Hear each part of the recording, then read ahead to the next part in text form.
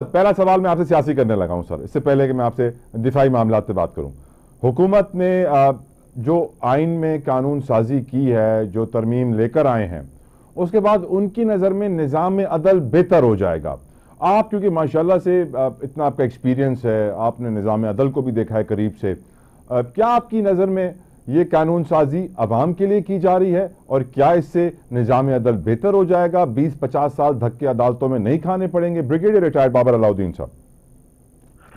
Actually तो नीयत तो यही लगती है कि निज़ाम अदल बेहतर होना चाहिए, क्योंकि जितना लोड, जितना बोझ, जितना बैकलॉग अदलिया के ऊपर स्पेशली सुप्रीम कोर्ट में मुकदमात का है, तो उसके लिए जजेस की तादाद में अगर इजाफा किया जाए और आईनी मामलात के लिए अलग बेंच बनाया जाए, ताकि जो रिमेनिंग तादाद सुप्रीम कोर्ट के जजेस की है वो आवाम के मसाइल सुने। बहुत देर से इतने देर सुप्रीम कोर्ट में तो आप सर, एक विदाउट ड्यू रिस्पेक्ट, आप मेरे लिए बहुत मोहतरम है, पर आप जानते हैं सर, एक केस जो है वो लोअर जुडिशरी से होता होता होता ऊपर जाता है सुप्रीम कोर्ट तक। तो जो नीचे 25 लाख केसेस हैं वो ज्यादा जरूरी सर, या 60,000 केसेस जो सुप्रीम कोर्ट में है सर?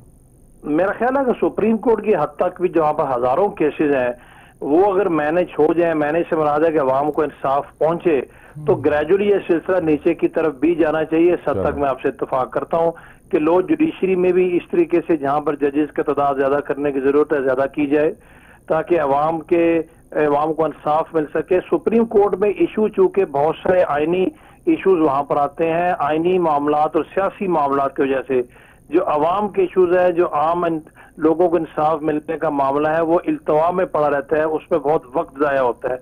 उस हद तक तो आप मुझसे इत्तेफाक करेंगे, और ये अवामुन्नास की राय भी यही है कि आईनी मुकदमात के चूंकि वक्त जाया होता है, उनको प्रायोरिटी मिलती है, उनका तल्लक आम लोगों से नहीं होता।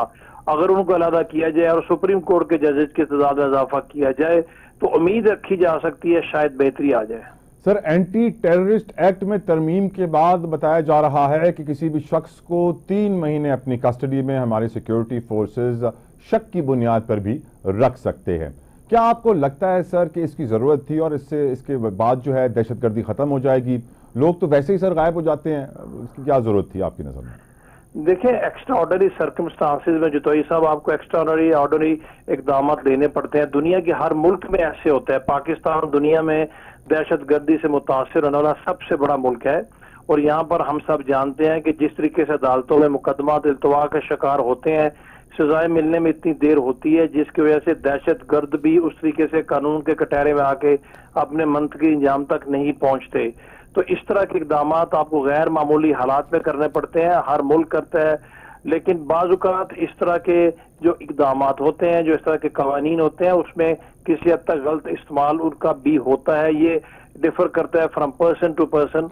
तो मुझे उम्मीद है कि इनका बिल्कुल सही इस्तेमाल होगा और वो लोग ही इसकी गिरफ्त में आएंगे जिनको एक्चुअली आना चाहिए, क्योंकि बहरहाल एक बहुत बड़ी तादाद इन दहशतगर्दों की है जो कानून के शिकंजे से बाहर रहती है। सर, क्या वजह है कि आपने पाकिस्तान के मौजूदा हालात को एक्स्ट्रा ऑर्डिनरी सर्कमस्टांसेस कहा? क्या इसकी वजह पीटीआई है, इमरान खान है, या फिर कुछ और है? तो मुझे बता दीजिए सर। ये सबसे बड़ा रीजन तो ये है, जो बलूचिस्तान में और खैबर पख्तूनख्वा के जो हमारे साबका फाटा के इलाके हैं, उनमें जिस तरीके से दहशतगर्दों ने सरहद पार से पाकिस्तान के खिलाफ एक जंग सी की सूरत हाल मुसल्लत की हुई है कुछ अरसे से, वैसे तो 2 दहाइयों से ज्यादा हो गया। रोजाना की तादाद पर जिस तरीके से सिक्योरिटी फोर्सेस के लोग इनसे मुठभेड़ में रहते हैं, बहुत से लोग अपनी जानों के नजराने पेश कर रहे हैं, वो बिल्कुल एक्स्ट्रा ऑर्डिनरी सर्कमस्टांसेस है। वो वॉर ऑन टेरर के बाद जो ड्रोन अटैक्स और खुद कुछ हमले हुए थे सर, वो भी तो एक्स्ट्रा ऑर्डिनरी हालात थे। उस वक्त क्यों नहीं ये काम किए गए थे सर? ये तो उस वक्त की हुकूमत से पूछना चाहिए, करने चाहिए थे, बिल्कुल करने चाहिए थे।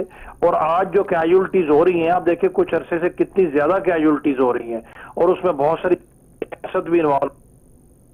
इस तरह के इकदाम को मुस्तकिल नहीं होते, ये वक्ती होते हैं। हालात ठीक होंगे तो मुझे पूरा यकीन है कि ये कानून साजी जो की गई है, ये टाइम स्पेसिफिक और पर्सन स्पेसिफिक है। सर, सर्विसेज चीफ्स की मुद्दत मुलाजमत में तोसी आज वक्त की जरूरत क्यों है?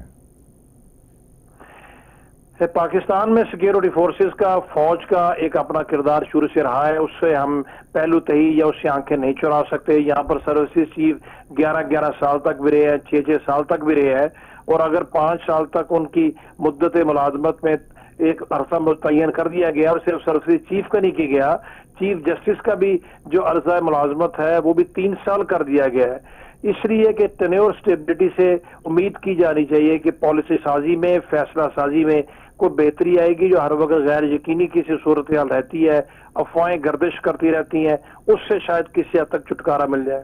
वैसे ब्रिगेडियर साहब, जब भी एक्सटेंशन दिया गया पाकिस्तान की तारीख में, नॉर्मली एक्सटेंशन रिटायरमेंट के करीब ही आता था। इस दफा हमने देखा 1 साल पहले आ गया। आपकी नज़र में क्या वजह है कि आज कोई सियासी जमातें इजहार इख्तलाफ नहीं कर रही, प्रोटेस्ट नहीं कर रही इस फैसले पे? क्योंकि जब भी ऐसे फैसले आए हैं, बाजवा साहब को जब एक्सटेंशन मिली थी, PMLN ने भरपूर आवाज उठाई थी, लेकिन एटलीस्ट आवाज उठ रही थी। आजकल आवाज भी नहीं उठ रही। बाबर साहब, इसकी वजह क्या है? हिम्मत नहीं है किसी में आवाज उठाने की?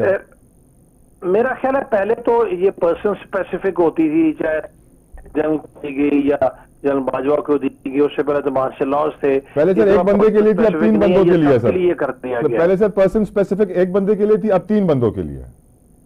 नहीं, पर्सन स्पेसिफिक नहीं है। ये सिर्फ ये नहीं कहा गया कि सिर्फ ऐसा 5 साल होगा, आइंदा आने वालों का भी 5 साल ही होगा। तो पर्सन स्पेसिफिक स्पेशली इनके लिए तो नहीं है। जहां तक आवाज के उठने का ताल्लुक है, क्योंकि हर दौर में कोई ना कोई राय रास्त, बिल वास्ता या बिला वास्ता इस तरह के एक्सटेंशन में माजी में रहा है, तो कोई भी ये नहीं कह सकता कि वो बिल्कुल उसका दामन साफ है। सर, पिछले थोड़ा वक्त पहले, पिछले साल ही, आई थिंक आज जनवरी दिसंबर की बात है, हमें याद है सर, हमारे एयर फोर्स के जो चीफ हैं, एयर चीफ, उनको एक्सटेंशन दी गई थी 1 साल के लिए।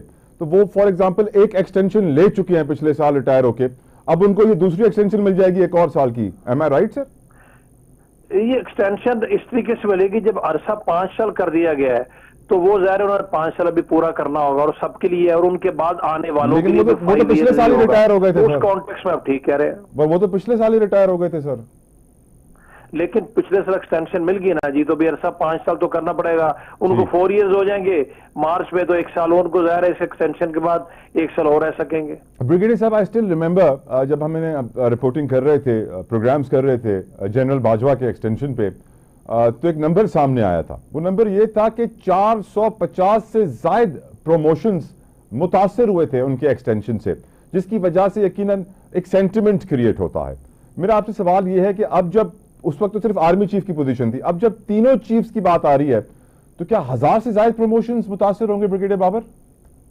नहीं, ये कैलकुलेशन बिल्कुल ठीक नहीं है, ये नंबर्स बिल्कुल ठीक नहीं है, ये स्पेकुलेशंस पे होते हैं। एक आर्मी चीफ या एक 4 स्टार को जो एक्सटेंशन मिलती है, उससे कुछ लोग उसी रैंक में या 3 स्टार में, 2 स्टार में तो किसी हद तक मुतासर आप कह सकते हैं, लेकिन 1000 या 6 या 500 वाली बात नहीं, बिकॉज नीचे जो प्रमोशंस होती हैं दूसरे रैंक्स की, वो इस तरीके से नहीं होती। लेकिन मैं उस coming back to your earlier question, पहले लोगों को ये अंदाजा नहीं होता था towards the end of the tenure जाके किसी को एक्सटेंशन मिली। अब तकरीबन से पता लग गया कि जो भी आएगा 5 इयर्स के लिए होगा। तो मेरा ख्याल जो अनसर्टेनिटी होती थी वो शायद अभी नहीं होगी, बिकॉज सबको पहले से जब पता है कि 5 इयर्स जो कैलकुलेशंस होंगी उसी के मुताबिक होंगी, तो पहले से किसी हद तक ये सूरत है मेरे ख्याल में मुख्तलिफ है। सर, एक हमारे मुल्क की बड़ी लीडिंग सियासी शख्सियत है मौलाना फजल रहमान साहब, थोड़ा वक्त तो पहले यही कह रहे थे कि ये इस्टेब्लिशमेंट की पार्लियामेंट है, आज वो ये कह रहे हैं सिविलियन मार्शल लॉ है। आपकी नजर में उनका ये स्टेटमेंट कितना मेजर है, कितना बड़ा है, कितनी इंपॉर्टेंस रखता है, और ये टर्म यूज करना civilian martial law, how do you see it sir? हर कोई अपनी अपनी फायदे के मुताबिक इस तरह की टर्मिनोलॉजीज माजी में भी यूज करते रहे। मैं हमेशा कहता हूँ जो बेनिफिशरीज होते हैं वो खामोश होते हैं, जो बेनिफिशरीज डायरेक्ट नहीं होते इस तरह की बातें करते हैं। सियासत का हिस्सा है, हर कोई अपने अपने टाइम में किसी न किसी वाले से माजी में भी इकदाम करता रहा है। मेरा ख्याल इसको सियासत की तनाजुर में ही देखना चाहिए, और ज़ाहिर उनका हक है, उनका राइट है, किसी भी सियासतदान का हक है, अपनी राय दे सकता है, देनी चाहिए भी। जो जिसको अच्छा समझते हैं उसकी हिमायत करे, जिसको अच्छा नहीं समझते वो मुखालफत करेंगे। लेकिन आपकी नजर में मुल्क में हकीकी जमहूरियत है, मार्शल लॉ नहीं है? मार्शल लॉ डेफिनेटली नहीं है, मार्शल तो बिल्कुल नहीं है। मार्शल हम सबको पता नहीं है। मार्शल लॉ में जो बहुत सारी चीजें होती हैं, सबसे बड़ी बात है बुनियादी इंसानी हकूक मुअत्तल होते हैं, पार्लियामेंट नहीं काम कर रही होती, सिविलियंस की जगह आपको फौजी हर जगह हुकूमत करते नजर आते हैं, वो नहीं है। जो अरेंजमेंट इस वक्त है कि जो फर्स्ट टाइम नहीं हुआ, शुरू से पाकिस्तान के मारूजी हालात दूसरे निस्बत मुख्तलिफ है।